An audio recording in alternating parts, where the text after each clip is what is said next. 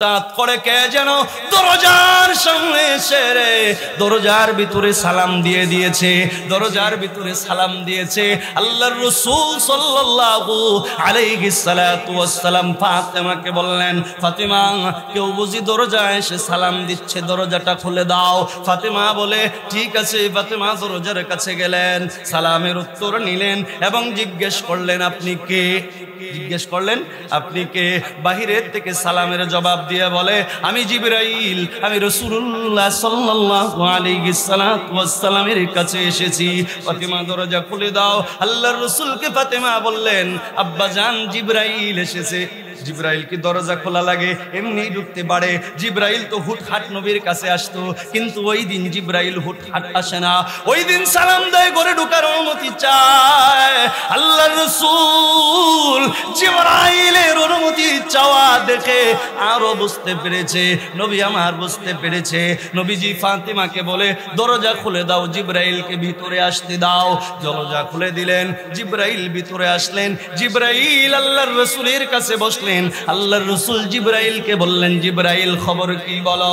জিবরাইল বলে ইয়া রাসূলুল্লাহ, ইয়া হাবিবাল্লাহ, ওগো নবীজি আজকে আমি একা আসি নাই গো, নতুন একজন মেহমান সঙ্গে করে নিয়ে এসেছি।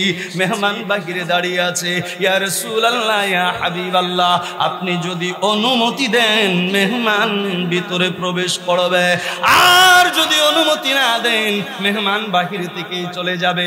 আল্লাহর রাসূল সাল্লাল্লাহু আলাইহি সাল্লাতু ওয়াস সালাম আরো বুঝতে পারলেন। আল্লাহর রাসূল বললেন ভাই জিবরাইল মেহমানটা কেমন মেহমান গো? জিবরাইল বলে ইয়া রাসূলুল্লাহ, যেই মেহমান মানুষের কাছে একবার যায় দ্বিতীয়বার যায় না। রাসূল আর বুঝতে বাকি নাই। রাসূলের এই কথা কৌতুন শুনে ফাতেমার বুঝতে বাকি না। ফাতেমা চোখ দিয়ে অঝোর নয়নে পানি ছেড়ে ছেড়ে ফাতেমা এমন কান্না শুরু করেছে গো। হাদিসের ভিতরে লেখে হাসান হুসাইন ফাতেমার কান্না দেখে সহ্য করতে পারে না। হাসান হুসাইন কান্দে, আম্মা জান আয়েশা কান্দে। ফাতেমা দৌড় দিয়া গিয়া সাথে সাথে ঘরের দরওয়াজাটা বন্ধ করে দিয়েছে। ফাতেমা ঘরের দরজা বন্ধ করে দিয়েছে। আল্লাহর রাসূল হযরতে জিবরাইলকে জিগায়, জিবরাইল তুমি যে আমার কাছে আসলা কি দেখে আসছো? আসমানের অবস্থা কি, উপরের অবস্থা কি? জিবরাইল বলে ইয়া রাসূলুল্লাহ, আমি আসার সময় দেখেছি আমার আল্লাহ আসমানকে খুব সুন্দর করে সাজিয়ে রেখেছে। প্রত্যেকটি আসমান সুসজ্জিত অবস্থায় রয়েছে। ইয়া রাসূলুল্লাহ, আমার বয়সে কোনোদিন দেখি নাই আল্লাহ আসমানকে এত সুন্দর করে সাজাইছে, সব কিছু পরিপাটি কইরা রাখছে। এবার আল্লাহর রাসূল বলে জিবরাইল তুমি কি বলো, আমার জন্য এখন কি করা উচিত? জিবরাইল বলে আমি তো দেখে এসেছি সব কিছু সাজানো, আল্লাহ আপনার অপেক্ষায় আছে, আপনার দিদারের অপেক্ষায় আছে। আল্লাহু আকবার, আল্লাহু আকবার। হযরতে ফাতেমা চিৎকার করে করে কাঁদতেছে। হাদিস শরীফের বর্ণনা এসেছে দরজার ভিতরে পিঠ লাগায় দিয়া এদিক ঘুরে দাঁড়িয়ে গিয়েছে, দরজা খুলবে না। রাসূল আমার ফাতেমাকে ডেকে ডেকে বলে মা রে দরজা খুলে দে, আমার কাছে আয়। ফাতেমা দরজা খুলে দিলেন, নবীজির কাছে আসলেন। আল্লাহর রাসূল ফাতেমাকে ডেকে ডেকে বলে, আল্লাহর রাসূল ফাতেমাকে ডেকে ডেকে বলে আর রাফিকুন আ'লা, আর রাফিকুন আ'লা, আমি আমার সর্বশ্রেষ্ঠ বন্ধুর দিদার চাই। রাসূলের সর্বশ্রেষ্ঠ বন্ধুকে আমি আমার সর্বশ্রেষ্ঠ বন্ধুর দিদার চাই। এ কথায় ফাতেমা পরিপূর্ণ বুঝে গেলেন। ফাতেমা যখন আরো কাঁদতেছে, লম্বা কথাগুলা সংক্ষিপ্ত করে বুঝায়। ফাতেমার কান্না কোনোভাবেই থামানো যায় না, চোখ দিয়ে ওঝরে পানি। ফাতেমা কাঁদতে কাঁদতে বেহুশ অবস্থা। আল্লাহর রাসূল ফাতেমাকে ডাক দিলেন, নিজের পাশে বসাইলেন, কানে কানে দুইটা কথা রাসূল বললেন। দুইটা কথা বলার পরে ফাতেমা রাদিয়াল্লাহু তাআলা আনহু নিজের কাপড়ের আঁচল দিয়া, হাদিসের ভিতরে এসেছে চোখের পানিগুলা মুছে ফেললেন। ফাতেমা কান্না বন্ধ করে দিলেন। আম্মা জান আয়েশা বলে, বুখারী ও মুসলিমের বর্ণনা, আম্মা জান আয়েশা বলে ফাতেমাকে জিজ্ঞেস করলাম, ফাতেমা ব্যাপারে কি? এতক্ষণ পর্যন্ত পাগলের মতো কান্না, এতক্ষণ পর্যন্ত তুমি এত কান্নাকাটি করলা, তুমি কান্না থেমে গেলে কেন? তোমার কান্না থেমে গেল কেন? আল্লাহু আকবার। ফাতেমা ডাক দিয়ে বলে আয়েশার কাছে, মা গো, আমার বাবা আমাকে প্রথম একটি সংবাদ দিয়েছে, আমার বাবা মারা যাবে। ওই সংবাদ থেকে আমার কান্না শুরু হয়েছে। দ্বিতীয়বার আমার বাবা আমাকে সংবাদ দিল, মা রে কান্দিস না রে মা, কান্দিস না, ধৈর্য ধর, আমার মৃত্যুর পরে সর্বপ্রথম আমি তোর সাথে দেখা করব। ইয়া রাসূলুল্লাহ, ইয়া হাবিবাল্লাহ, ওগো নবীজি, আমি আপনাকে না অনেক মহব্বত করি, আপনাকে না আমি অনেক ভালোবাসি। আল্লাহর রাসূল বললেন, ওমর মহব্বত করো, ভালোবাসো, কতটুকু মহব্বত করো, কতটুকু ভালোবাসো একটু বলো তো। ওমর বললেন, ইয়া রাসূলুল্লাহ, ইয়া হাবিবাল্লাহ, আমার যা সয় সম্পত্তি আছে এগুলার চেয়ে আপনাকে বেশি ভালোবাসি।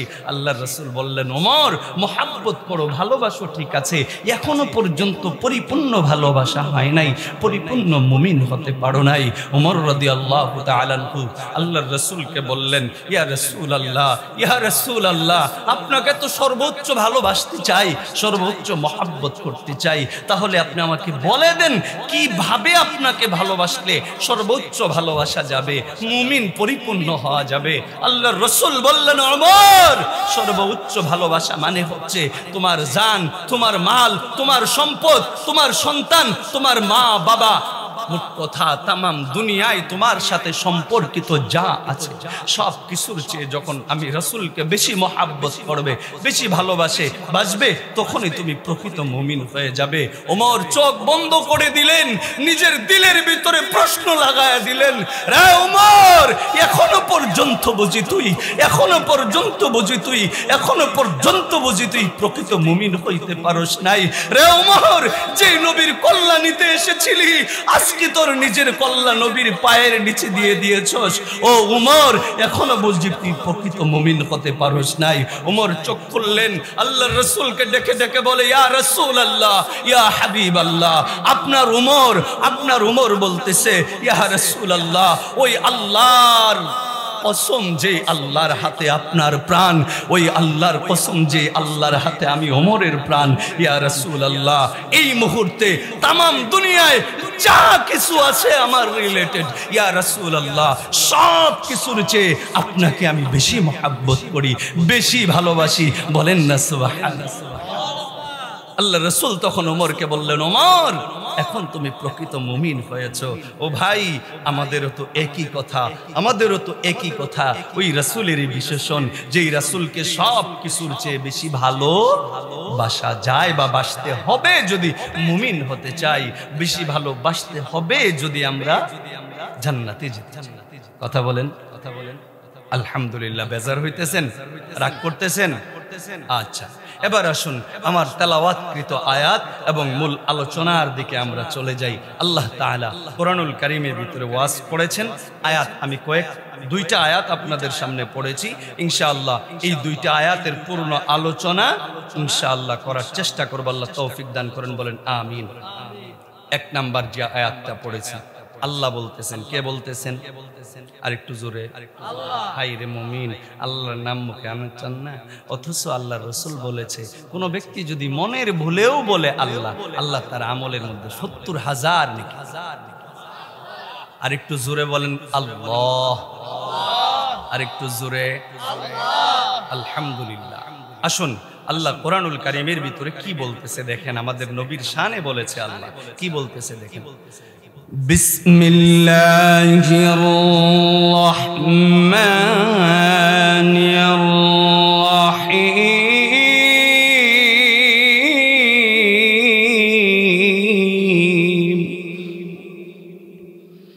ওয়া মা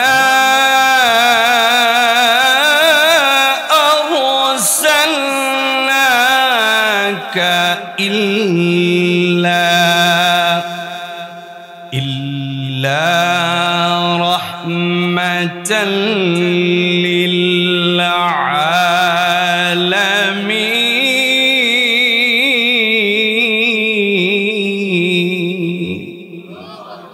কে বলতেছে?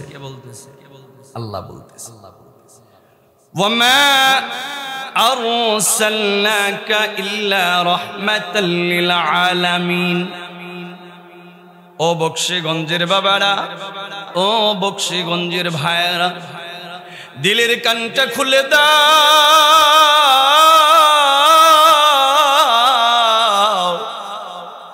অন্তরের কান দিয়া মনোযোগ দিয়া বুঝো। আল্লাহ বলে ওয়ামা আরসালনাকা ইল্লা রাহমাতাল লিল আলামিন। ও গোটা দুনিয়ার মানুষ,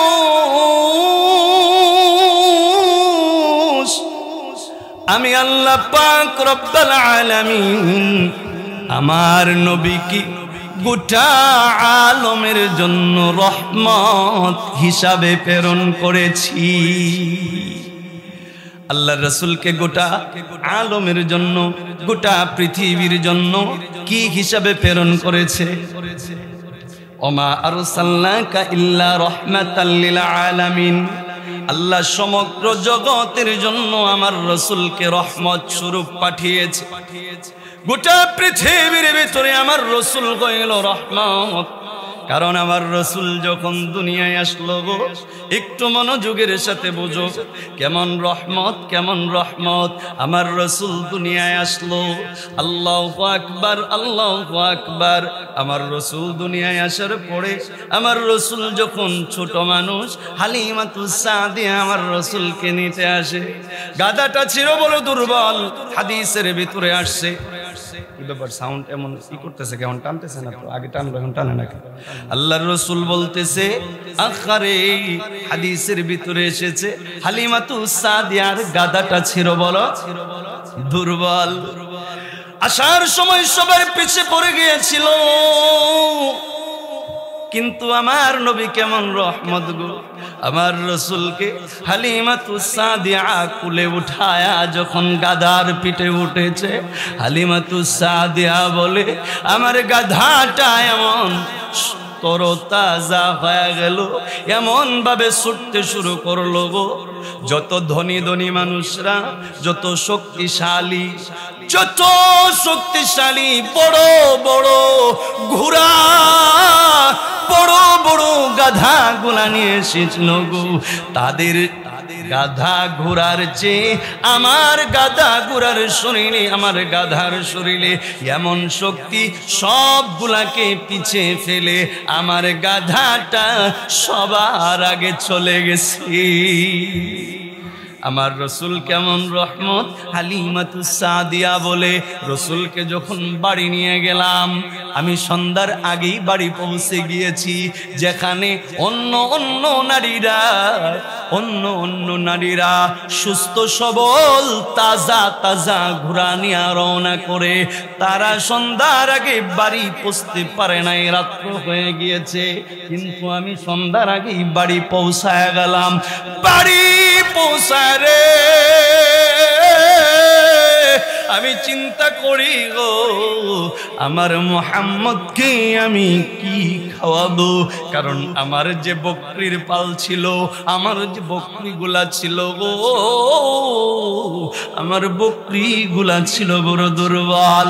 আরবের যে মরুভূমিগুলার ভিতরে আমার বকরিগুলা ঘাস খাইতো গো, ওই মরুভূমিগুলার ভিতরে ঘাস তেমন একটা ছিল না, বকরিগুলা ছিল বড় দুর্বল, দুধ বেশি একটা দেয় না। হালিমাতুস সাদিয়া বলে, রে বক্সিগঞ্জের বাবারা, ও বক্সিগঞ্জের মারা গো, দেখো না হালিমাতুস সাদিয়া বলে আমার নবী কেমন রহমত। যখনই হালিমাতুস সাদিয়া আমার রাসূলকে ঘরের ভিতরে রেখে বকরির দুগ্ধ দোহানোর জন্য বকরির কাছে গেল গো, বকরির কাছে যাইয়া দেখে প্রত্যেকটা দুধ দেনেওয়ালা বকরি স্তনগুলা দুধে টই টম্বুর হয়ে আছে। বকরির স্তনের ভিতরে এত পরিমাণে দুধ চলে এসেছে, আমার রাসূল এক বকরির এক বুটের দুধ খেয়েও শেষ করতে পারবে না। হালিমাতুস সাদিয়া বলে, আমি বড় গরিব অভাবী ছিলাম গো, আমার মুহাম্মদকে যেই দিন আমি ঘরে নিয়ে এসেছি গো, ওই দিন থেকে শুরু করে আমি অভাব কি জিনিস আর কোনো দিন বুঝতে পারি না। রহমত, আমার নবী গোটা বিশ্ব জগতের জন্য রহমত। মনোযোগ দেন, ইনশাআল্লাহ লম্বা সময় নিয়ে আলোচনা হবে। কি কোন আমার নবী শ্রেষ্ঠ, পৃথিবীর সর্বশ্রেষ্ঠ মানুষ, যাকে সৃষ্টি না করা হইলে গোটা দুনিয়া কিছুই সৃষ্টি করা হইতো না। ও মিয়া, কত মানুষের জীবনী আমরা জানলাম, ঠিক না? নবীর জীবনীটা জানার দরকার আছে কিনা নাই? অনেকেই উঠে যাইতেছে, কেমন হয় বক্তার ওয়াজ ভালো লাগতেছে না, পছন্দ হয় নাই। মনোযোগ দেন, হালিমাতুস সাদিয়া বলে, আখারে নবী আমার নবী মুহাম্মদকে নিয়ে যখন আমি আসলাম, আমার নবী কেমন রহমত। আল্লাহু আকবার। বকরির উলানের ভিতরে দুধ দিয়া টয়টম্বর, দুধ দিয়া টয়টম্বর। হালিমাতুস সাদিয়ার আরেকটি ছেলে আমার রাসূলের দুধ ভাই বকরি নিয়ে জঙ্গলে যায়। আখারে আল্লাহু আকবার, আল্লাহু আকবার। প্রতিদিনের ন্যায় বকরি নিয়ে যখন মরুভূমির ভিতরে রাখতে গেল, মরুভূমির ভিতরে গিয়া দেখে মরুভূমির যেই জায়গাগুলা ঘাস শূন্য ছিল, হালিমাতুস সাদিয়ার বকরি ঘাস পাইতো না। আখারে হালিমাতুস সাদিয়া বলে, যেই দিন আমি মুহাম্মদকে আমার ঘরে নিয়ে এসেছি গো, পরের দিন থেকে ওই মরুভূমিগুলা ঘাস দিয়া পরিপূর্ণ হয়ে গেছে। আমার নবী এমন রহমত, এমন রহমত। আমার নবীর রহমতের কথা বলে শেষ করে সুযোগ নাই, শেষ করতে পারবো না। তো আল্লাহর রাসূলকে গোটা জগতের জন্য কি হিসাবে পাঠাইলেন? রহমত হিসেবে পাঠাইলেন। এরপরে যে আয়াতটা তেলাওয়াত করেছি, কি বল আল্লাহ তাআলা কি বলেন? যে আমি আমার রাসূলকে একটু রহমত বানায়া পাঠাইছি। আর আমার রাসূলকে আমি কেমন লোক হিসেবে পাঠাইছি আল্লাহ কোরআনে বলতেছেন, ওয়া ইন্নাকা লাআলা খুলুকিন আযীম।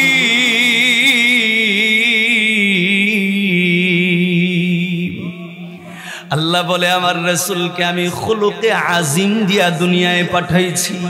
আমার রাসূল খুলুকে আজিমের অধিকারী। খুলুকে আজিম মানে কি?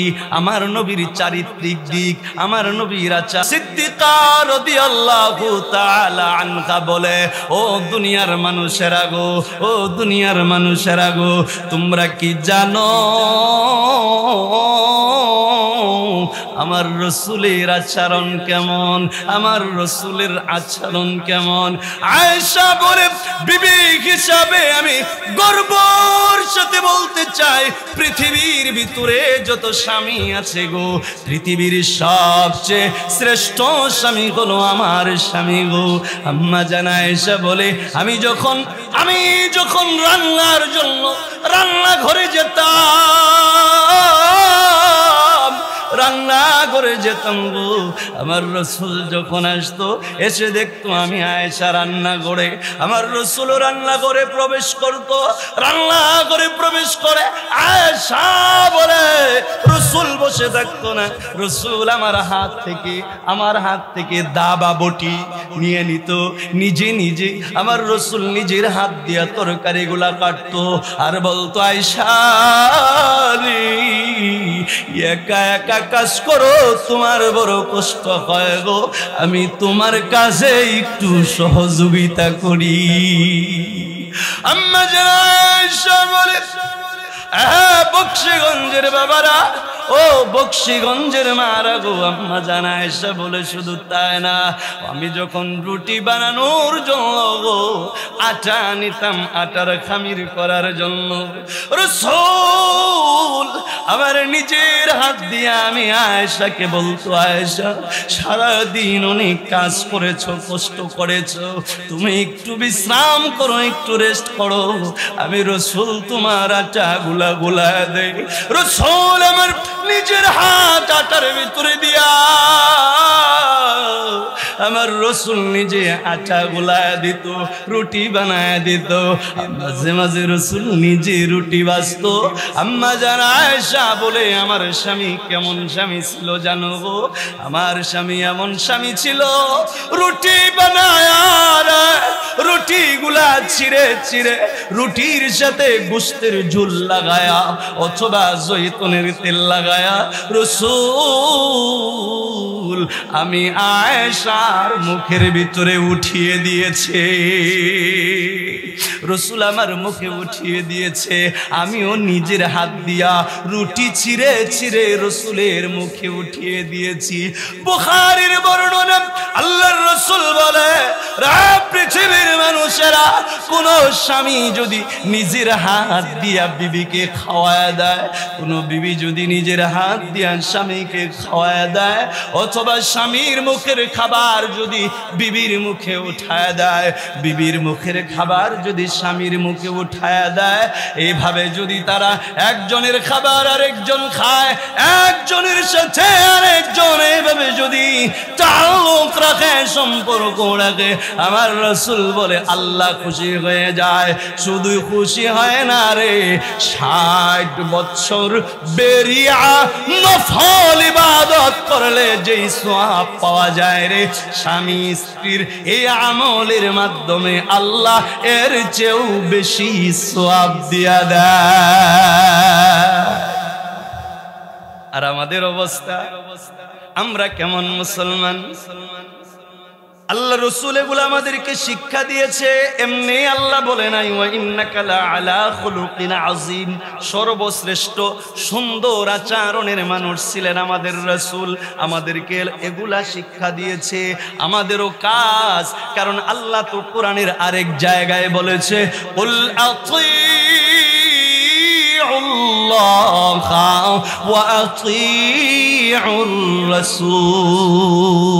আল্লাহু আকবার। আল্লাহ তো আরেক জায়গায় বলেছে, বান্দা তোমার উপরে আমি ফরজ করে দিলাম কি, তোমার রসুল যা আদেশ করেছে তা তুমি মানবা, রসুল যা নিষেধ করেছে তা তুমি ছেড়ে দিবা। কথা বলেন ঠিক কিনা?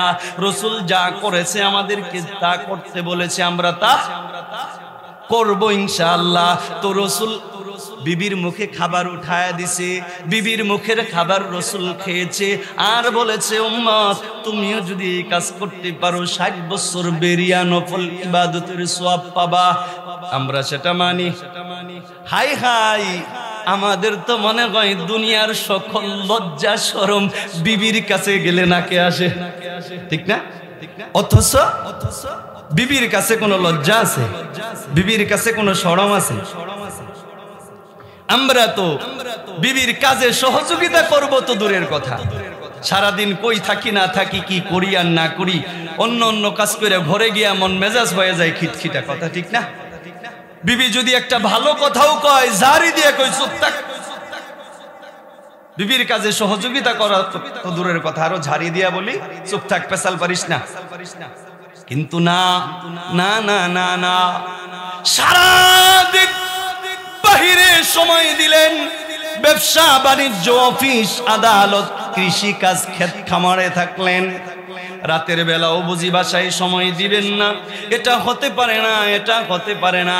আপনার অর্ধাঙ্গিনী আপনার বিবি, আপনার জীবনের হায়াতের মূল্যবান সময়গুলোর মধ্য থেকে ভালো ভালো সময়গুলা বিবিকে দেওয়া লাগবে। বিবির সাথে কেমন সম্পর্ক হওয়া দরকার, বিবির সাথে আর কি করবেন? আখারে আল্লাহর রাসূলের কথা আম্মা জান আয়েশা বলে, রাসূল এমন ছিল গো, রাসূল এমন ছিল গো। আমার রাসূল মসজিদে নববী থেকে ইশারের নামাজ শেষ করে আম্মা জান আয়েশা বলে ঘরের ভিতরে প্রবেশ করতেন, একসাথে খানা খাইতাম, রাসূল আমার যাই নামাজ বিছাইতেন, সাথে আমারটাও বিছাইতেন। সুবহানাল্লাহ।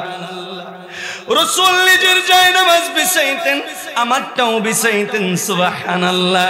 রাসূল নামাজে দাঁড়ায় যেতেন, আমাকেও বলতেন আয়েশা আমার পাশে দাঁড়ায় যাও। রাসূল নামাজে দাঁড়াইছেন, আমি আয়েশা ও রাসূলের পাশে নামাজে দাঁড়িয়ে গিয়েছি। রাসূল হাত তুলে আল্লাহর কাছে মুনাজাত করেছে, কান্নাকাটি করেছে। আমিও সাথে রাসূলের সাথে হাত তুলে মুনাজাত করেছি, কান্নাকাটি করেছি। ইমাম তিরমিজি হাদিস শরীফের ভিতরে বলে, আল্লাহর রাসূল বলেছে, রে উম্মত, কোন স্বামী এবং স্ত্রী একসাথে ইবাদত করে, একসাথে আল্লাহকে ডেকে, একসাথে নামাজ পড়ে, স্বামী স্ত্রী দুইজন যদি একসাথে আল্লাহর কাছে হাত উঠায়া কান্না করে, আল্লাহর সাথে হাত উঠায়া দোয়া করে আল্লাহর কাছে, আমার রাসূল বলে স্বামী স্ত্রী যদি একসাথে দোয়া করে গো, আমার আল্লাহ ওই দোয়া ফিরায়া দিতে লজ্জা পায়। স্বামী স্ত্রীর একসাথে দোয়া আল্লাহ ফিরায়া দেয় না। আল্লাহর রাসূল বলে অথবা বিবি যদি স্বামীর জন্য দোয়া করে, আল্লাহ বিবির দোয়া ফিরায়া দেয় না। অথবা স্বামী যদি বিবির জন্য দোয়া করে, আল্লাহ বিবির দোয়াও ফিরায়া দেয় না। সুবহানাল্লাহ। কিন্তু আমরা কখনো তো স্বামী হইয়া বিবির জন্য দোয়া করি না, বিবি হইয়া তো স্বামীর জন্য দোয়া করে না। আখারে একজন মানুষকে বলা হয়েছে 3 শ্রেণীর মানুষের কাছে দোয়া চাওয়ার জন্য, যাদের দোয়াগুলো আল্লাহ ফিরায়া দেয় না। 1 নাম্বার হলো সন্তানের জন্য মা বাবার দোয়া, সন্তানের জন্য মা বাবার দোয়া। 2 নাম্বার হলো স্বামীর জন্য বিবির দোয়া, অথবা বিবির জন্য স্বামীর দোয়া। আর 3 নাম্বার হলো ন্যায়পরায়ণ কোন শাসক, যে মানুষের উপরে জুলুম করে না, হক ও হক্কানিয়াতের উপরে চলে। আল্লাহর রাসূল বলে এদের কাছে তোমরা বেশি বেশি দোয়া চাও। তাহলে আম্মা জান আয়েশা বলতেছেন, আমার রাসূল স্বামী হিসাবে কেমন, খুলুকে আজিম, সর্বোচ্চ আচরণ ছিল আমার রাসূলের। বলেন না সুবহানাল্লাহ। আরেকটু হাদিস আপনাদেরকে শোনায় দেই, আমার রাসূল কেমন স্বামী ছিল গো, কেমন স্বামী ছিল গো। বিবিদের সাথে আমার রাসূল কত কোমল ছিল। বুখারীর বর্ণনা, রাসূল আমার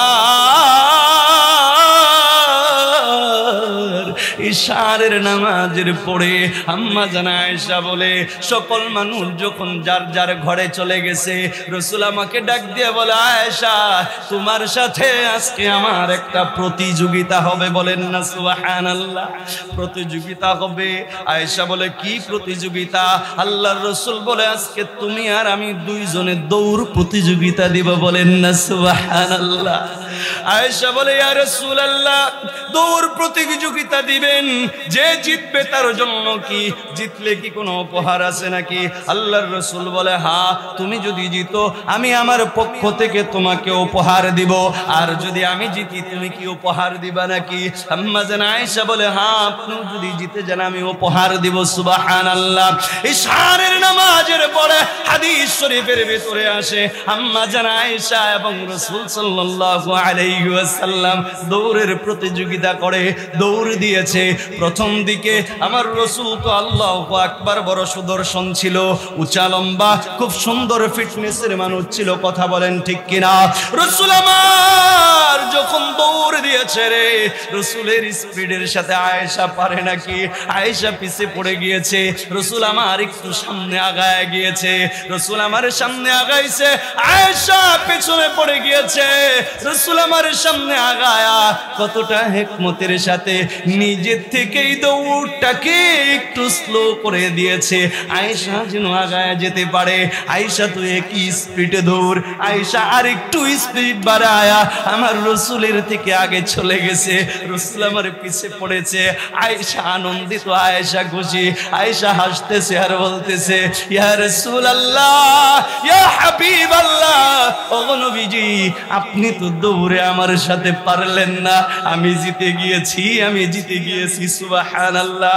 এ মিয়া হাদিসের ভিতরে লেখে আম্মা জানা আয়েশা এবং আমার রাসূল আসমানের নিচে মদিনার শহরে মদিনার রাস্তা দিয়া দৌড় দেয়, আর আসমানে আল্লাহর আরশে, আসমানে আল্লাহু আকবার সকল ফেরেশতারা আমার রাসূলের দৌড়া দৌড়ি আয়েশার দৌড়া দৌড়ি দেখে মুস্কি মুস্কি হাসে। আমার রাসূল দৌড় দেয়, আয়েশা কই আমি জিতে গেছি। আল্লাহর রাসূল কয় আয়েশা তুমি তো জিতে গেছো, আমি তো তোমার সাথে পারলাম না। আরে মিয়া দেখেন না বিবির মন সুন্দর রাখে কত টেকনিক, আল্লাহু আকবার, এগুলা রাসূল শিখিয়ে গিয়েছে। আমার রাসূলও জামাই ছিল, আমার রাসূলও স্বামী ছিল, আপনিও স্বামী আমিও স্বামী, কিন্তু এগুলা আমাদের শিখার বিষয়, আমরা রাসূলের হাদিসের জীবনে বাস্তবায়ন করব। কথা বলেন ঠিক কিনা? এরে মুসলমানের জন্যই আল্লাহ বলেন ওয়া ইন্নাকা লাআলা খুলুকিন আযীম, আমি আমার রাসূলকে খুলুকে আযীম বানায় দিয়েছি সুবহানাল্লাহ। সর্বশ্রেষ্ঠ আচরণ দিয়ে আমি রাসূলকে পাঠিয়েছি সুবহানাল্লাহ। আল্লাহ বলেন লাকাদ কানা লাকুম ফি রাসূলিল্লাহি উসওয়াতুন হাসানা। আল্লাহ পাক রব্বুল আলামিন বলে নিশ্চয় আমি আমার রাসূলকে উত্তম আদর্শ দিয়া দুনিয়াতে পাঠাইছি সুবহানাল্লাহ। আমার রাসূলের আদর্শের চেয়ে আর উত্তম কোন আদর্শ নাই। আমার রাসূলের আদর্শ ছিল সর্বশ্রেষ্ঠ সর্বোত্তম আদর্শ। কেমন আদর্শবান আমার রাসূল ছিলেন, আমার রাসূল কেমন লাজুক ছিলেন। আখারে আল্লাহু আকবার, আমার রাসূল যেই দিন জন্মগ্রহণ করে, এ মিয়া বলেছি সিরাত থেকে আলোচনা করব, শুধু রাসূলের জীবনেই বলবো।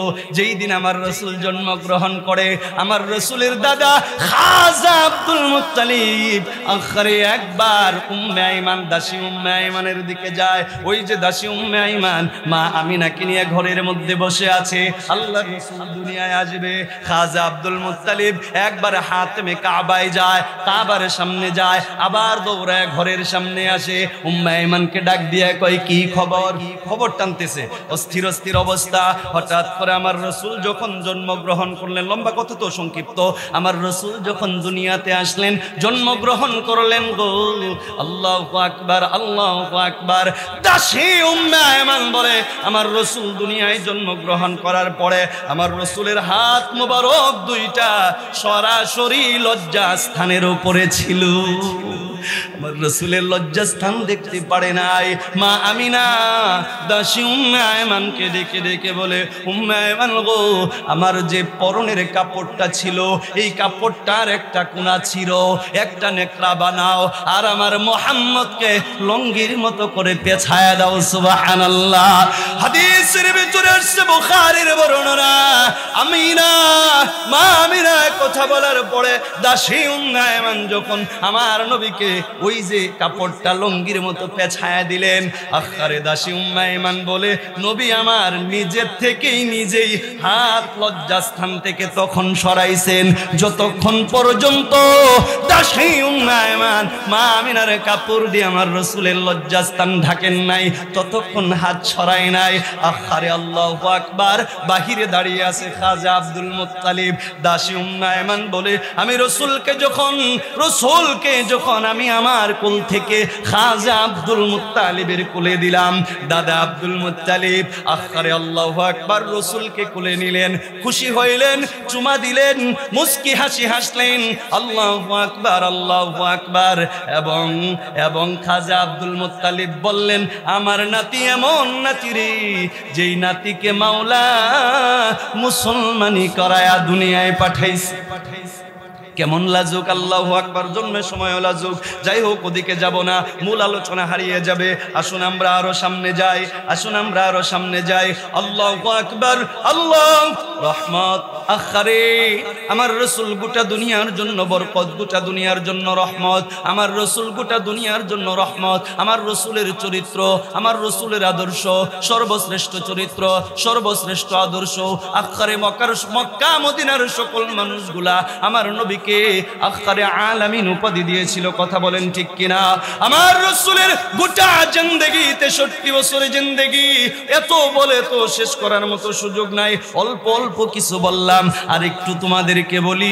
ও দুনিয়ার মানুষেরা গো, আমার রাসূলের জীবনী বলতেছি। আমার রাসূল 63 বছর জিন্দেগি শেষ করে একদম যখন সর্বশেষ দিকে চলে আসছে, আমার রাসূল যখন ইন্তিকালের সময় চলে আসছে, গোটা 63 বছর জিন্দেগি শুধু উম্মতের জন্য কেঁদেছে। কথা বলেন ঠিক কিনা? শুধু উম্মতের জন্য কষ্ট করেছে, উম্মতের জন্য কেঁদেছে। উম্মতের জন্য কতটা কষ্ট আমার রাসূল করেছে জানো? এই দ্বীনের জন্য কতটা কষ্ট আমার রাসূল করেছে জানো? আম্মা জান আয়েশা সিদ্দিকা বলে, আখরে আম্মা জান আয়েশা সিদ্দিকা বলে, রাসূল যখন আমার একদম জিন্দেগির শেষ দিকে অসুস্থ অবস্থায়, আমার রাসূল দুনিয়া থেকে চলে যাওয়ার আগে, যেই দিন চলে যাবে তার ঠিক আগে থেকে 13 দিন আমার রাসূল অসুস্থ অবস্থায় ঘরের মধ্যে শোয়া ছিল। কতদিন বলেন? 13 দিন পর্যন্ত। আম্মা জান আয়েশা বলে, আমি রাসূলকে গোসল দিয়ে দিয়েছি, নিজের হাতে শরীর পরিষ্কার করিয়ে দিয়েছি, খাইয়ে দিয়েছি। ও মিয়া হাদিস শোনো, হাদিস শোনো। আম্মা জান আয়েশা বলে, রাসূলকে যখন গোসল করাইতে গেলাম, রাসূলকে গোসল দেওয়াইলাম, রাসূল তো এমনিতেই নিজের শরীর থেকে কাপড় সরাইতো না, কিছু না একটা কিছু রাসূলের শরীরের উপরে থাকতো। আম্মা জান আয়েশা বলে, গোসল দেওয়ায় আর আমি যখন নবীজির শরীর মুবারক তেল লাগায় দিতেছি, আমি লক্ষ্য করে দেখেছি আমার রাসূলের গোটা শরীরটা কেমন যেন ফুটা ফুটা ফুটা ফুটা ফুটা ফুটা দেখা যায়, জায়গায় জায়গায় ক্ষত চিহ্ন দেখা যায়। আমি রাসূলকে ডেকে ডেকে জিজ্ঞেস করলাম, ইয়া রাসূলুল্লাহ, ইয়া হাবিবাল্লাহ, আপনার কি পক্স উঠেছিল নাকি? পক্স চিনেন আপনারা? আপনার কি বসন্ত হয়েছিল নাকি? পক্স উঠেছিল নাকি? আল্লাহর রাসূল বলে, আয়েশা না রে, আমার তো কোনোদিন পক্স উঠে নাই, আমার তো কোনোদিন বসন্ত হয় নাই। আম্মা জান আয়েশা বলে, ইয়া রাসূলুল্লাহ, ইয়া হাবিবাল্লাহ, নবীজি আপনার গোটা শরীরের ভিতরে এত ক্ষত ক্ষত দাগ কেন? এমন ফুটা ফুটা ফুটা ফুটা আপনার শরীর ক্ষত কেন? আল্লাহর রাসূলকে এই কথা আম্মা জান জিজ্ঞাসা করার সাথে সাথে আল্লাহ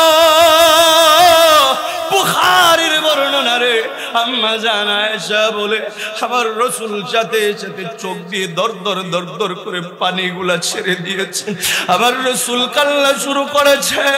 আয়েশা বলে, আমি রাসূলকে জিগাই, ইয়া রাসূলুল্লাহ, ইয়া হাবিবাল্লাহ, ও নবীজি, এই প্রশ্ন করার সাথে সাথে আপনি কেন কান্না করা শুরু করে দিলেন?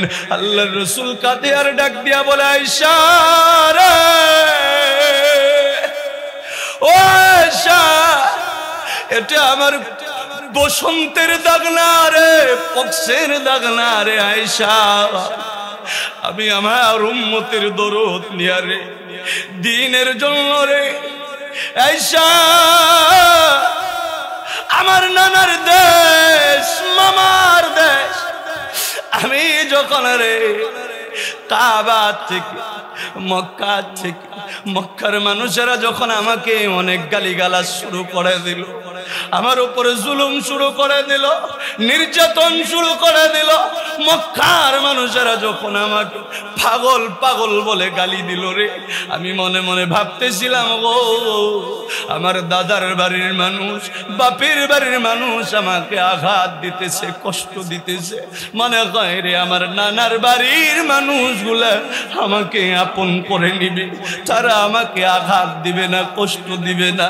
আমার নানার বাড়ির মানুষগুলা আমার দিনকে গ্রহণ করবে, আমার কালিমাকে গ্রহণ করবে। আয়েশা রে, আমি তখন চলে গেলাম আমার নানার বাড়ির এলাকা তায়েফ। আয়েশা, তায়েফে গিয়ে যখন আমি আমার নানার দেশের লোকেদেরকে ডেকে ডেকে যখন বলেছিলাম, গো ক্বালু লা ইলাহা ইল্লাল্লাহ ওয়া আশহাদু আন্না মুহাম্মাদুর রাসূলুল্লাহ।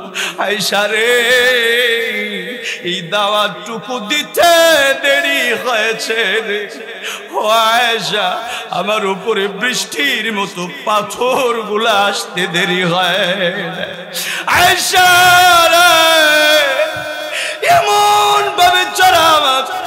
আঘাত করতে শুরু করে দিল রে।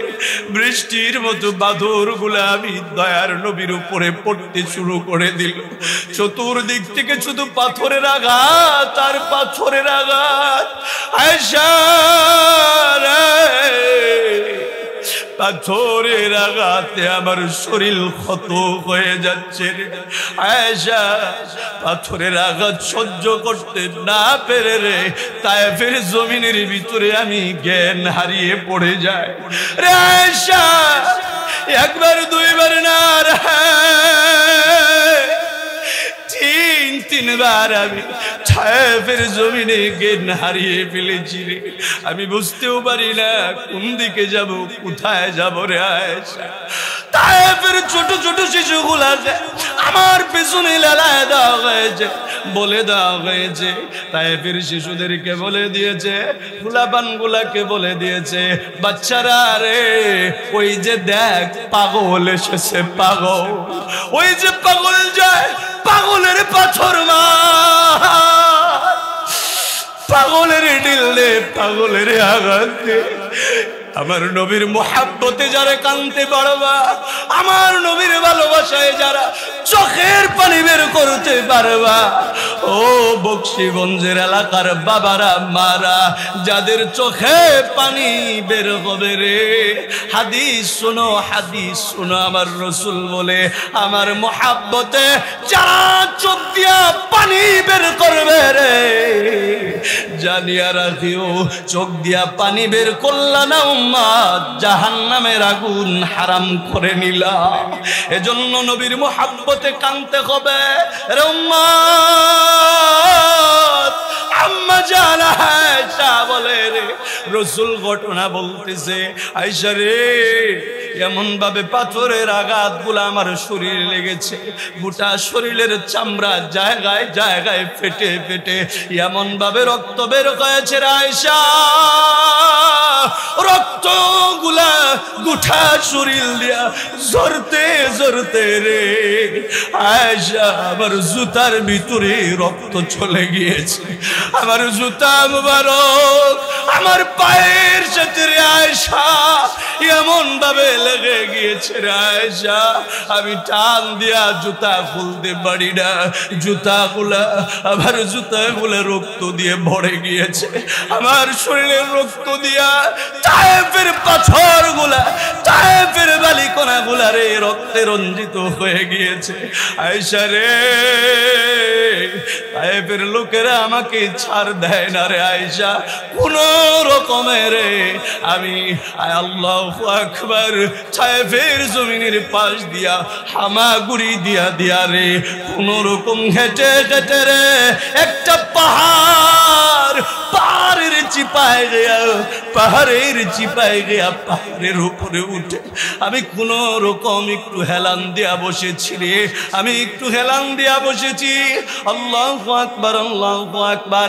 আল্লাহর রাসূল বলে, আয়েশা তুমি আজকে আমার শরীরে যে ক্ষতগুলা দাগগুলা দেখতেছো রে আয়েশা, বসন্তের দাগ লাগো, এটা হলো তায়েফের জমিনে কালেমার দাওয়াত দিতে গিয়া যে আঘাত আমাকে করেছে, এই আঘাতের দাগগুলা তুমি দেখলা গো আয়েশা। ও আল্লাহর বান্দারা, ও আমার নবীর প্রেমিক আশিকরা, আমার নবী তোমার জন্য আমার জন্য রে, এই দিনের জন্য রে কত কষ্ট না নবী করেছে। তাবুকে গিয়েছে আমার নবী, ওহুদে গিয়েছে আমার নবী, খন্দকে গিয়েছে, ওহুদে গিয়া গো আমার নবীর দান মোবারক শহীদ করেছে। আখারে আমার নবীর মাথার ভিতরে লোহার কড়াই হেলমেট ঢুকে গিয়েছে রে, আমার নবীর মাথার ভিতর থেকে লোহার কড়াই বের করার জন্য সাহাবী আসে। লম্বা ঘটনা, কৌল দিয়া বলতে গেলে সময় লাগবে। সাহাবী আসছে, আমার নবীর মাথার ভিতরে লোহার কড়াই, লোহার হেলমেট ঢুকে আছে। সাহাবী এটাকে খুলবে, কামড় লাগাইছে, দাঁত দিয়া কামড় দিয়েছে, খুলবে। হাদিসের ভিতরে আসছে এমন শক্ত করে কামড় দিয়েছে রে, সাহাবী যখন জোরে টান দিয়েছে, প্রথম টান দিয়েছে খুলে না। সাহাবী মনে মনে চিন্তা করে, আমি যদি বারবার এই কড়াই দইরা টানাটানি করি গো, আমার নবী আরো বেশি আঘাত পাবে, আমার নবী আরো বেশি কষ্ট পাবে। সাহাবী এমন ভাবে কামড় দিয়া ধরেছে রে, জোরে টান দিয়েছে, সাহাবীর সামনে থেকে কাঁচা দুইটা দাঁত ভেঙে পড়ে গিয়েছে, কিন্তু মাথা থেকে হেলমেট বা কড়াই বের হয় না। আমার নবী কত কষ্ট, আবার কামড় দিয়েছে, আবার কামড় দিয়ে এত জোরে টান দিয়েছে রে, চিন্তা করেছে মুখের দাঁত যদি একে একে সব ভেঙে যায়, সব পড়ে যায়, তবুও নবীর কষ্ট সহ্য করতে পারি না। কামড় দিয়ে হেলমেট বের করেছে, আল্লাহর রসুলের মাথা মোবারক দিয়া রক্তগুলা বের হচ্ছে। সাহাবী নিজের ঠোঁট দুইটা রে নবীজির মাথার ওই ক্ষত জায়গার ভিতরে লাগায় দিছে। আরে নবীজিকে সাহাবীরা কেমন মহব্বত করেছে দেখো, কেমন ভালোবেসেছে দেখো। সাহাবী কয় হায় রে, নবীর মাথার রক্ত জমিনে পড়বে না, না নবীর মাথার রক্ত জমিনে পড়তে দিব না, নবীর মাথার রক্ত নষ্ট হইতে দিব না রে। নিজের ঠোঁট লাগায় রে নবীর মাথার রক্ত চুষে চুষে পান করে। কিছু উলামায়ে কেরাম মুফতিরা ফতোয়া দিবে, হুজুর রক্ত খাওয়া তো হারাম, রক্ত পান করা তো হারাম। বন্ধু রে, দুনিয়ার মানুষের রক্ত আর আমার রসুলের রক্ত কি এক? রসুলের রক্ত কষ্ট করে, বড় কষ্ট করে, বড় কষ্ট করে রসুল এই দিন জিন্দা করেছে, রসুল এই মুসলিম উম্মাকে জিন্দা করেছে। কথা বলেন ঠিক কিনা? আমার রসুল বড় কষ্ট করে দিন জিন্দা করেছে। আখারে ওই রসুলকে কি ভুলে যাওয়া যাবে? রসুলের কথা মানতে হবে তো ইনশাআল্লাহ, দিনকে পরিপূর্ণ রাখতে হবে তো ইনশাআল্লাহ। একটু মনোযোগ দাও, একটু মনোযোগ দাও, আর একটু আলোচনা শোনো। আমার দয়ার নবী, মায়ার নবী গো, আমার দয়ার নবী, মায়ার নবী যখন দুনিয়ার থেকে বিদায় নিয়ে চলে যাবে, নবী আমার আম্মা জান আয়েশা সিদ্দিকার ঘরে, নবী আমার আম্মা জান আয়েশা সিদ্দিকার ঘরে, আয়েশা রাদিয়াল্লাহু তাআলা আনহা বলে, অনেক হাদিসের ভিতরে এসেছে আল্লাহর রাসূল আয়েশার কুলের ভিতরে আয়েশা রানের উপরে মাথা রেখে যন্ত্রণা সাখরাত শুরু হয়েছে। রাসূল আমার ব্যথা যন্ত্রণা নিয়ে একবার উঠে একবার বসে এমন অবস্থা চলতেছে। আম্মা জান আয়েশা বলে, রাসূল আমাকে বারবার মাথা টিপে দিতে বলে, হাত পা টিপে দিতে বলে, আমি রসুলের মাথা টিপে দিই, হাত পা টিপে দিই। রসুল আমার ঘরে। আখরে বাবার অসুস্থতার সংবাদ শুনে আম্মা জান আয়েশা বলে, ফাতিমা পাগলের মতো কাঁদতে কাঁদতে দৌড়াইয়া বাড়ি চলে এসেছে। ফাতিমা যখন দৌড় যায়, ফাতিমা যখন দৌড় যায়, সালাম দিয়া আল্লাহর রাসূল সাল্লাল্লাহু আলাইহি সাল্লাতু ওয়াস সালামের কাছে আসে।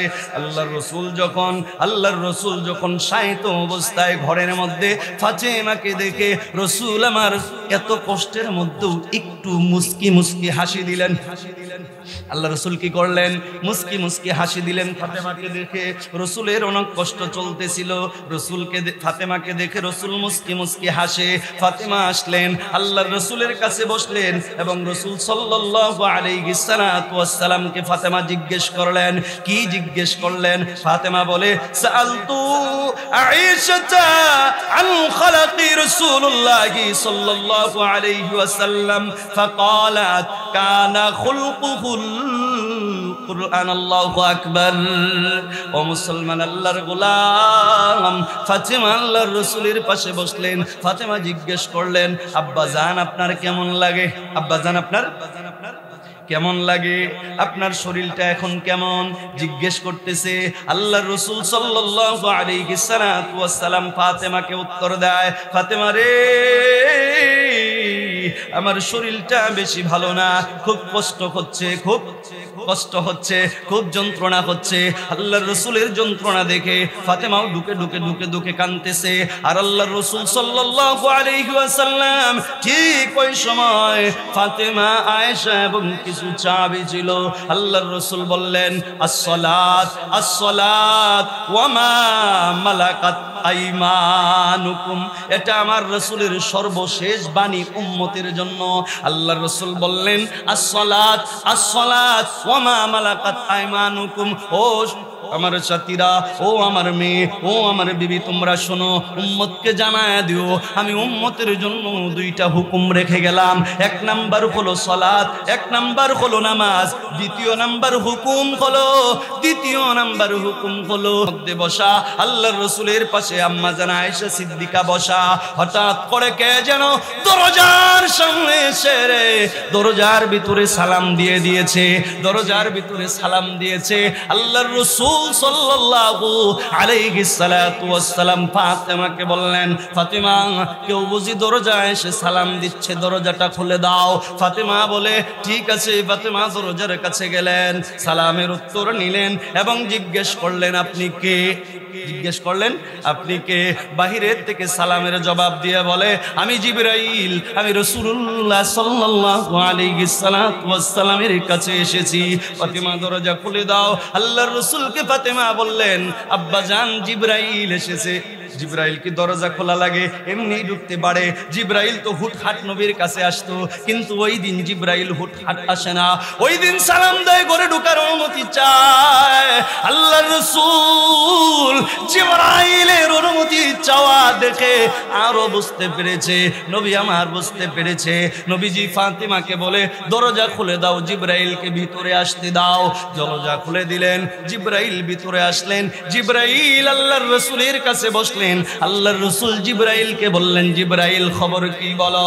জিবরাইল বলে ইয়া রাসূলুল্লাহ, ইয়া হাবিবাল্লাহ, ওগো নবীজি, আজকে আমি একা আসি নাই গো, নতুন একজন মেহমান সঙ্গে করে নিয়ে এসেছি। মেহমান বাহিরে দাঁড়িয়ে আছে। ইয়া রাসূলুল্লাহ, ইয়া হাবিবাল্লাহ, আপনি যদি অনুমতি দেন মেহমান ভিতরে প্রবেশ করবে, আর যদি অনুমতি না দেন মেহমান বাহির থেকে চলে যাবে। আল্লাহর রাসূল সাল্লাল্লাহু আলাইহি সাল্লাতু ওয়াস সালাম আরো বুঝতে পারলেন। আল্লাহর রাসূল বললেন ভাই জিবরাইল, মেহমানটা কেমন মেহমান গো? জিবরাইল বলে ইয়া রাসূলুল্লাহ, যেই মেহমান মানুষের কাছে একবার যায় দ্বিতীয়বার যায় না। রাসূল আর বুঝতে বাকি নাই। রাসূলের এই কথা কৌতুক শুনে ফাতেমার বুঝতে বাকি না।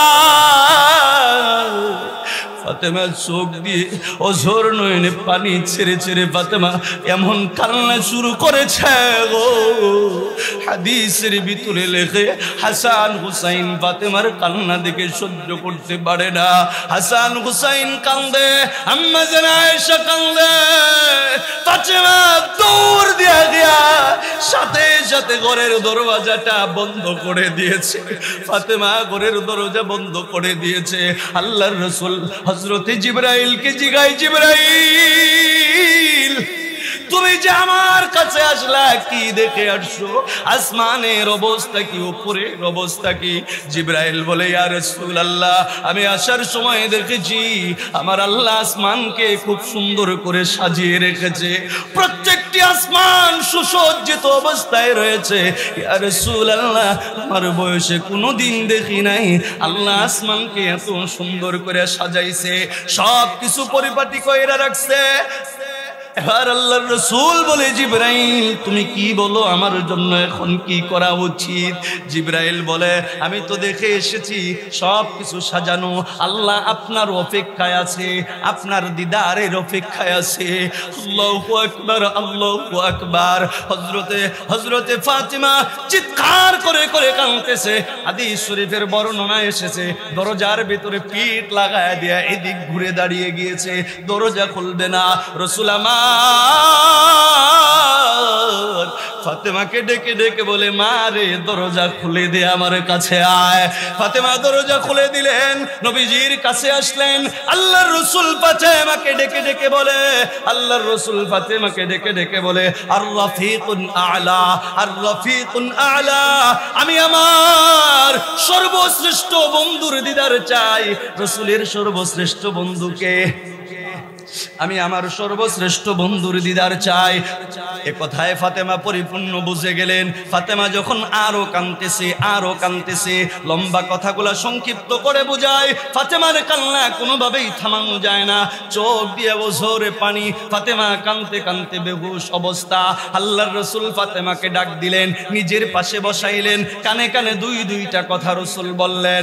দুইটা কথা বলার পরে ফাতেমা রাদিয়াল্লাহু তাআলা আনহু নিজের কাপড়ের আঁচল দিয়া, হাদিসের ভিতরে এসেছে, চোখের পানিগুলা মুছে ফেললেন। ফাতেমা কান্না বন্ধ করে দিলেন। আম্মা জান আয়েশা বলে, বুখারী ও মুসলিমের বর্ণনা, আম্মা জান আয়েশা বলে, ফাতেমাকে জিজ্ঞেস করলাম, ফাতেমা ব্যাপারে কি? এতক্ষণ পর্যন্ত পাগলের মতো কান্না, এতক্ষণ পর্যন্ত তুমি এত কান্নাকাটি করলা, তুমি কান্না থেমে গেলে কেন? তোমার কান্না থেমে গেল কেন? আল্লাহু আকবার। ফাতেমা ডাক দিয়ে বলে আয়েশার কাছে, মা গো, আমার বাবা আমাকে প্রথম একটি সংবাদ দিয়েছে, আমার বাবা মারা যাবে। ওই সংবাদ থেকে আমার কান্না শুরু হয়েছে। দ্বিতীয়বার আমার বাবা আমাকে সংবাদ দিল, মা রে কান্দিস না রে মা, কান্দিস না, ধৈর্য ধর, আমার মৃত্যুর পরে সর্বপ্রথম আমি তোর সাথে দেখা করব। এজন্য আমি কান্না থামায় দিলাম। বুখারীর হাদিসের বর্ণনা, আমার রাসূল দুনিয়া থেকে চলে যাওয়ার পরে 6 মাসের মাথায় ফাতেমা দুনিয়া থেকে ইন্তেকাল করেছে। এর আগে মক্কা মদিনায় আমার রাসূলের কোনো আত্মীয় স্বজন বা আমার রাসূলের বংশের কোনো মানুষ মারা যায় নাই। বলতেছিলাম, আমার রাসূল যখন দুনিয়া থেকে বিদায় নিয়ে নিলেন, আমার রাসূল যখন ইন্তেকাল করলেন, হাদিসের ভিতরে আসছে ফাতেমা এত পরিমাণে কান্না, ফাতেমার এত পরিমাণে কান্না, ফাতেমা মাঝে মাঝে ধুমায়া থাইকে কান্না করে ওঠে। আখরে আমার রাসূল দুনিয়া থেকে চলে গেল। ফাতেমা কান্দে, হাসান হুসাইন কান্দে, আমার নবীর বিবিরা কান্দে। আমার রাসূলের লাশ মুবারক মসজিদে নববীর বারান্দায় নিয়ে রাখা হলো। একদিন আর 2 দিন না, 3 দিন 3 রাত পর্যন্ত আমার রাসূলের দেহ মুবারক মসজিদে নববীর বারান্দায় ছিল। সুবহানাল্লাহ। এ মিয়া, অনেক সময় আমাদের কাছে অনেকেই প্রশ্ন করে, অনেকেই প্রশ্ন করে, অনেকেই আমাদের কাছে প্রশ্ন করে, হুজুর কোনদিন তো জানতে পারলাম না, শুনতে পারলাম না যে আমাদের রাসূলের জানাজার ইমামতি কে করেছে, রাসূলের জানাজার ইমাম কে ছিল। অনেকে আমাদেরকে প্রশ্ন করে, প্রশ্ন জাগে না, সর্বশ্রেষ্ঠ রাসূল তার জানাজার ইমামতি কে করেছে? বুখারী, মুসলিম, আবু দাউদ, তিরমিজি, ইবনে মাজাহ সাক্ষী দেয়। সাহাবীরা বলে, আমার রাসূলের জানাজা এককভাবে একসাথে বৃহৎ আকৃতিতে জামাত বেঁধে একজন ইমামের ইমামতিতে এইভাবে আমার রাসূলের জানাজা হয় নাই। আমার রাসূল মসজিদে নববীর ভিতরে শোয়া ছিল বারান্দায়। সাহাবীরা পাগলের মতো গো, যে যেখানে ছিল আমার রাসূল সাহাবীদেরকে বিভিন্ন জনকে বিভিন্ন জায়গায় বিভিন্ন এলাকায় দাওয়াতের কাজের জন্য হিজরত করায়াছিলেন। সাহাবীরা খবর পেয়ে পেয়ে যে যখন যেইভাবে এসেছে ওইভাবেই আমার রাসূলের পাশে দাঁড়ায়া ইনফিরাদি ভাবে জানাজা আদায় করেছে। আমার রাসূলের ইজতিমাই জানাজা হয় নাই। সাহাবীরা জানাজা আদায় করে আখরে আল্লাহু আকবার। আবু বকর কান্দে, ওমর কান্দে, উসমান কান্দে, আলী কান্দে, সাহাবায়ে কেরাম এত পরিমাণে কান্না কান্দে। আমার রাসূলের ওফাত হয়ে গিয়েছে, আমার রাসূলের বিদায় হয়ে গিয়েছে। হযরতে আবু বকর কেমনে কান্দে। আবু বকর একবার দৌড়াইয়া মসজিদে নববীর ভিতরে যায়, একবার আবু বকর দৌড় দিয়া মসজিদে নববীর সামনে আসে। মসজিদে নববীর যেই জায়গায় দাঁড়ায়া আমার নবী যেই জায়গায় দাঁড়ায়া নামাজের ইমামতি করেছে, ওই জায়গায় গিয়া রে তাবরানির ভিতরে লেখে, আবু বকর চোখের পানিগুলা ছেড়ে দিয়া রে মাটির ভিতরে গড়ায়া কান্দে। আর ওই নামাজের মুসল্লাটার দিকে হাত দেয় আর ইশারা করে করে বলে, গো আজ থেকে এই জায়গাটা শূন্য হয়ে গেল। আর কোনদিন এই জায়গায় আমার নবী ইমামতির জন্য দাঁড়াবে না। আবু বকর কান্দে, রে আবু বকর, আর কোনদিন রসুলের পিছনে মুসল্লি হইয়া নামাজ পড়তে পারবি না। আবু বকর কান্দে, মসজিদ নববীর ভিতরে গৌরায় এক সাহাবী মসজিদের কোনায় কোনায় রে অজ্ঞান হয়ে পড়ে থাকে। এত পরিমাণে সাহাবীরা কাঁদতেছে। উমর তো কাঁদতে কাঁদতে পাগল হয়ে যায়, উমর কাঁদতে কাঁদতে পাগল হয়ে যায়। একবার মসজিদ নববীর ভিতরে যায়, বুখারীর বর্ণনা, একবার নবীজির কাছে আসে। উমর নবীজির লেহ মুবারকের দিকে ভালো করে তাকায়, উমর ভালো করে তাকায়, নবীজির উপর থেকে কাফনটা সরায়া হযরত উমর নিজের কানটা নবীজির মুখের সাথে লাগায়, নবীজির মুখের সাথে লাগায়, আরে সাথে সাথে দাঁড়ায়া সাথে সাথে দাঁড়ায়া হযরত ওমর নিজের কুশ থেকে খোলা তরবারি বের করে মসজিদে নববীর সামনে দাঁড়ায় গেছে আর বলতেছে, মদিরা মানুষেরা গো, একজনও বলতে পারবে না আমার নবী ইন্তেকাল করেছে। আমি ওমর বলতেছি আমার নবী ইন্তেকাল করে নাই, আমি নিজের কানে শুনেছি রে। আমার নবী খাটিয়ার ভিতরে শুয়ে আমার নবী জবান দিয়া বলতেছে, ইয়া উম্মতি ইয়া উম্মতি রব্বি হাবলি ইয়া উম্মতি। ওমর পাগলামি শুরু করে দিয়েছে। ওমরের পাগলামি দেখে সাহাবায়ে কেরাম ধরো উমরকে ধরো। উমর যদি এইভাবে পাগলামি করতে থাকে কাফেররা আমাদেরকে তিরস্কার করবে। ওমর পাগল হয়ে গেল।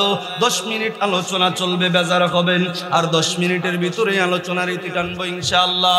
ওমর পাগল হয়ে যায়। আখারে আবু বকর, উমর, উসমান, আলী সবাই একত্র, কিন্তু একজন সাহাবীকে তারা খুঁজে পায় না। মনে মনে সবাই তাকে খুঁজতেছে, একজন সাহাবীকে খুঁজে পায় না। উমর আলী রে জিগায়, আলী উমর রে জিগায়, উসমান রে জিগায়, অন্য সাহাবীদেরকে জিগায়, অন্য সাহাবীদেরকে জিগায়। কার কথা জিগায় জানোনি? কার কথা জিগায় জানোনি? আবু বকর জিগায়, আলী রে, নবী আমার দুনিয়া থেকে চলে গিয়েছে, খবর পেয়ে সকল সাহাবীরা একত্রিত। আমরা সবাই যাকে তাকে পাইতেছি, কিন্তু আমার নবীর খাদেম কই রে? আমার নবীর খাদেম কই? আমার নবীর জুতা মুবারক যিনি টানতো সেই ব্যক্তিটা কই রে? আমার নবীর মুয়াজ্জিন কই রে? আমার নবীর মুয়াজ্জিন কই রে? নরম করেন নবীর মুহাব্বতে যারা চোখের পানি বের করতে পেরেছেন, মনে রাখবেন জীবনের আর কোনো দিনের আমল আল্লাহ কবুল করুক না করুক, আর কোনো দিনের ইবাদত আপনার জাহান্নাম থেকে বাঁচার ওসিলা হোক বা না হোক, নবীর মুহাব্বতে যারা চোখ দিয়ে পানি বের করেছেন গো, আজকে জেনে নেন আজকের আমলটুকু আপনার জাহান্নামের নাজাতের কারণ হবে ইনশাআল্লাহ। এজন্য আর কয়েক মিনিটের ভিতরেই তো আলোচনা গুছায় নিব, এখনো সময় আছে। চোখ নরম করেন, চোখ দিয়ে পানি বের করার চেষ্টা করেন, আল্লাহ কবুল করেন, বলেন আমিন। ও মুসলমান সবাই খুঁজে আমার নবীর খাদেম কই? আমার নবীর খাদেম কই? আমার নবীর খাদেম কই? আমার নবীর মুয়াজ্জিন কই রে? আমার নবীর জুতা রাখার খাদেমটা কই রে? কোথাও খুঁজে পায় না। মসজিদ নবীর ডানে বামে সামনে পিছনে গোটা মদিনার এলাকা দিয়া অলিতে গলিতে রে সাহাবায়ে কেরাম সব জায়গায় খুঁজে পায় না। একদিকে আমার নবী দুনিয়ার থেকে চলে গিয়েছে, একদিকে আমার নবী দুনিয়ার থেকে চলে গিয়েছে, সাহাবায়ে কেরাম নবীর সুখে কান্দে, আর একদিকে রে আমার নবীর আদরের সাহাবী বিলালকে খুঁজে পায় না, বিলালকে হারিয়ে ফেলেছে। বিলাল হারার বেদনাও সাহাবায়ে কেরামরা কান্দে। বিলাল গেল কই? বিলাল গেল কই?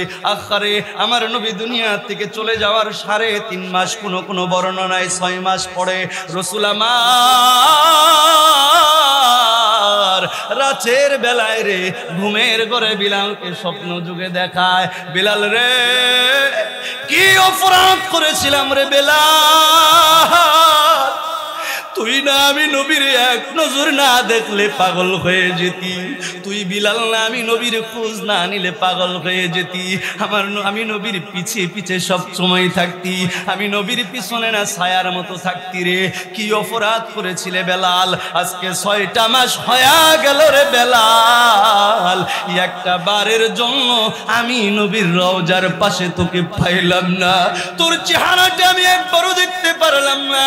মদিনা ছাইরা দিলি কেন বিলাল, মদিনা ছাইরা দামেস্কে চলে গেলি কেন বিলাল? দামেস্কের থেকে স্বপ্ন যখন দেখে রাতের বেলায় ঘুম ভাঙ্গা যায়, লাফ দিয়া উঠা রে জীর্ণ শীর্ণ অবস্থায় খালি পায়ে রে আবার বিলাল একটা দৌড় দিয়েছে মদিনার দিকে, এক দৌড় দিয়ে বিলাল মদিনায় চলে এসেছে। ফজরের আজানের পরে পরে সূর্য যখন আকাশে উঠতেছে, বিলাল মদিনার ভিতরে ঢুকতেছে। লম্বা ইতিহাস বাবা সংক্ষিপ্ত করে বিলালকে দেখা মদিনার পোলাপানরা সবাই খুশি, সবাই আনন্দিত, সবাই বিলালকে সালাম দেয়, মনে মনে চিন্তা করে বিলাল এসেছে, বুঝি নবীও আসবে। আখারে সবাই বিলালকে ধরে সবাই বিলালকে ধরে কান্দে। বিলাল নবীজির রওজার পাশে গিয়া দাঁড়ায়, আবু বকর, ওমর, উসমান, আলী বিলালকে ধরে ধরে কান্দে। নবীজির রওজার পাশে গিয়ে বিলাল একটা চিৎকার মারছে রে, ইয়া রাসূলুল্লাহ, ইয়া হাবিবাল্লাহ, আপনার প্রশ্নের জবাব আমি কি দিব? আপনি আমাকে প্রশ্ন করেছেন আমি মদিনা ছেড়েছি কেন, আমি দামেস্কে চলে গিয়েছি কেন, 6 মাসের মধ্যে একবারও আপনার সাথে দেখা নাই কেন? ইয়া রাসূলুল্লাহ, ইয়া হাবিবাল্লাহ, আপনি তো জানেন আমি আপনার কত বড় পাগল, আপনি তো জানেন আমি আপনার কত বড় আশিক। ইয়া রাসূলুল্লাহ, মদিনার মানুষেরা তো নবী হারাইছে গো, সাহাবায়ে কেরাম তো নবী হারাইছে, শুধু নবী হারাইছে, কিন্তু আমি বিলাল তো শুধু নবী হারাই নাই, আমি বিলাল নবী হারাইছি, আমি বিলাল বাবা হারাইছি, আমি বিলাল মা হারাইছি, আমি বিলাল অভিভাবক হারাইছি, আমি বিলাল চির এতিম হয়ে গিয়েছি, আমি বিলালের মতো এতিম আর কেউ তো হয় নাই। ইয়া রাসূলুল্লাহ, যেই মদিনায় আপনি নাই ওই মদিনায় আমি বিলাল কেমনে থাকবো? থাকতে পারবো না, এজন্য দামেস্কে চলে গিয়েছি, মাফ করে দেন। বিলাল কান্দে, সাহাবায়ে কেরাম বিলালকে ধরে বলে, বিলাল, ও বিলাল, আজকে একটা সুযোগ, আমরা এতদিন পর্যন্ত শুধু কান্না করেছি, আফসোস করেছি, নবীও হারাইছি, বিলালও হারাইছি, আজকে আপনি যখন এসেছেন, আজকে আপনি একটু মসজিদের মিনারায় দাঁড়ায় আজান দিবেন, আপনার আজান শুনে গো আমরা মদিনার মানুষেরা নবীর প্রেমে, নবীর মহাব্বতে, নবীকে স্মরণ করে গো আমরা আর একটু মনটা ভরে কান্না করব, দেন না গো বিলাল, মসজিদের মিনারায় দাঁড়ায়া আরেকটা বার আজান দেন না গো বিলাল। বিলাল বলে, না আমি আজান দিতে পারবো না, যেই মদিনায় নবী নাই ওই মদিনায় আমি বিলাল আজান দিতে পারবো না, আমি বিলাল আজান দিলে যেই মসজিদে নববীর ইমাম, মসজিদে নববীর মুসল্লায় দাঁড়াবে না, আমি বিলাল আজান দিব না। সবাই মিলে পিরাপিরি করে ধরে, না বিলাল রাজি হয় না। হাসান হুসাইন আসে, হাসান হুসাইন যখন বিলালকে রিকোয়েস্ট করে গো, বিলাল আর তাদের রিকোয়েস্ট ফালাইতে পারে না। বিলাল কানতে কানতে মসজিদে নববীর মিনারায় দাঁড়ায় যায়, আজান শুরু করে দেয়। বিলাল আজান দিতে দিতে যখনই বিলাল বলেছে আশহাদু আন্না মুহাম্মাদুর রাসূলুল্লাহ, বিলাল বলে, বিলালের একটা অভ্যাস ছিল গো, বিলাল যখন মসজিদে নববীতে আজান দিত, আশহাদু আন্না মুহাম্মাদুর রাসূলুল্লাহ যখন বলতো, বিলাল ডান দিকে মাথা ঘুরাইতো, বিলাল তাকায় দেখতো আমার নবীজি মসজিদে নববীর মিম্বারে বসা। কিন্তু আজকেও আগের মতো করে বিলাল মিনারায় আশহাদু আন্না মুহাম্মাদুর রাসূলুল্লাহ বলে মসজিদে নববীর মিনারের দিকে যখন তাকাইছে রে, বিলাল তাকায় দেখে আমার নবীর জায়গাটা শূন্য পড়ে আছে। বিলাল সহ্য করতে পারে না, মিনার হাত থেকে টাস করে পড়ে যায়, বিলাল জ্ঞান হারিয়ে ফেলে। ও মুসলমান, এই যে নবীজির সিরাত বললাম, এই যে নবীজির ইতিহাসগুলা বললাম, এগুলা থেকে আমরা কি শিক্ষা পাইলাম? কেন এই কথাগুলা বললাম? শিক্ষা হইল এই আমাদের জন্য 1 নাম্বার হলো আমার নবী গোটা দুনিয়ার জন্য রহমত, আমার নবী গোটা দুনিয়ার জন্য রহমত, আমার নবীর আচরণ উত্তম আচরণ, আমার নবী গোটা জিন্দেগি ভর আপনার জন্য আমার জন্য কেঁদেছে, আমার নবী গোটা জিন্দেগি ভর আপনার জন্য আমার জন্য কষ্ট করেছে। এবার আমাদের কাজ হলো নবী যেমনি আমাদেরকে মহাব্বত করেছে, ভালোবেসেছে, আমাদের উচিত প্রত্যেকটা ব্যক্তির কলিজার ভিতরে নবীকে গেঁথে রাখা, নবী যা যা আদেশ করেছে সবগুলা মানা, মানব তো ইনশাআল্লাহ, নবীকে মহাব্বত করব তো ইনশাআল্লাহ, নবীকে ভালোবাসবো তো ইনশাআল্লাহ, সকলে ইনশাআল্লাহ। আল্লাহ কবুল করেন, হাত নামান। আল্লাহ আমাদের সবাইকে মক্কা মদিনার মুসাফির বানায় দেন, বলেন আমিন। মদিনায় যাইতে মন চায় না, মদিনায় যাইতে মন চায় না, মদিনায় যাইতে মনে চায়। যারা গিয়েছেন দোয়া করি আল্লাহ তাদেরকে বারবার নেন, যারা যাইতে পারে না আমার রাসূলের রওজার কাছে দোয়া করি সবাইকে আল্লাহ মদিনায় আমার নবীজির রওজা পর্যন্ত পৌঁছায় দেন, বলেন না আমিন।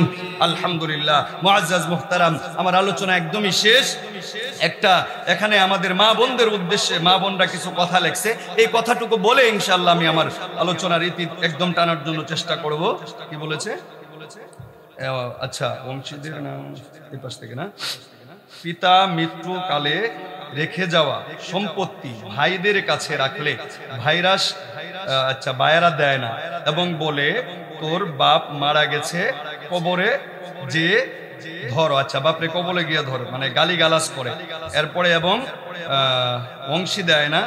আচ্ছা, এই বিষয়ে মা বোনরা জানতে চাইছে। আমি খুব সংক্ষিপ্ত আকারে কোরআন ও হাদিসের একদম ওয়াজ না কিছু কথা বলছি, শোনেন। এক নাম্বার আল্লাহ তাআলা বলছেন, আল্লাহ রাসূল বলছেন হকুল্লাহ হকুল ইবাদ। হাদিস দিয়ে বলতে গেলে সময় লাগবে, আমার সময় নেই। হকুল্লাহ আর হকুল ইবাদ। হকুল্লাহ আল্লাহর হক, হকুল ইবাদ বান্দার হক। বান্দার হক কি? আল্লাহর হক কি? নামাজ, রোজা, এরপরে হচ্ছে আপনার জিকির, তাসবিহ, তাহলিল ইত্যাদি ইত্যাদি ইবাদত, এগুলা হকুল্লাহ, এগুলা আল্লাহর হক। আল্লাহর হক চাইলে আল্লাহ আপনাকে মাফ করে দিতে পারে, আবার আল্লাহ আপনাকে জাহান্নামেও ফেলে দিতে পারে, আল্লাহর ইখতিয়ার। কিন্তু আরেকটা হলো হকুল ইবাদ, যেটা বান্দার হক। যেটা কার হক? বান্দার হক। হকুল ইবাদ হলো ওই যে প্রশ্ন করেছে, একটা ছেলে একটা বাবার, ধরেন এক ছেলে এক মেয়ে আছে, বাবার হুকুম কি? বাবার হুকুম হলো ছেলেটাকে 2 ভাগ তার সম্পত্তি দিয়ে দেওয়া, মেয়েটাকে 1 ভাগ দেওয়া।